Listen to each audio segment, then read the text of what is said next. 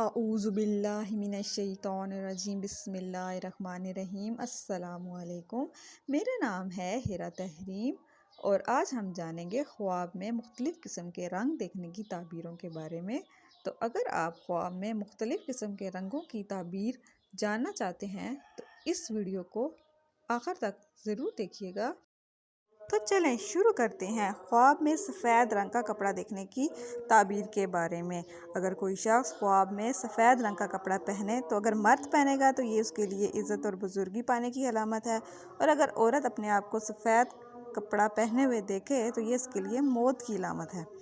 اگر کوئی شخص خواب میں سرخ رنگ کا کپڑا اپنے آپ کو پہنے ہوئے دیکھے تو اگر مرد پہنا ہوا دیکھے تو اس کے لیے یہ رنجیدہ ہونے کی علامت ہے، اور اگر عورت پہنے ہوئے دیکھے تو اس کو خوشی حاصل ہوگی۔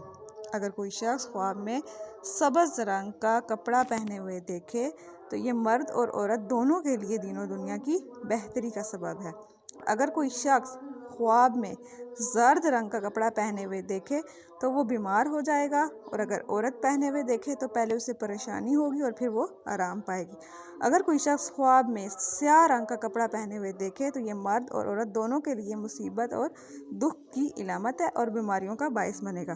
اگر کوئی شخص خواب میں خاکی رنگ کا کپڑا پہنے ہوئے دیکھے، اگر مرد پہنے گا تو اس کے لیے یہ عزت اور دولت پانے کا سبب ہے، اور اگر عورت پہنے گی تو اس کے لیے ذلیل اور خواری ہونے کی علامت ہے اور وہ عورت آوارہ بھی ہو سکتی ہے۔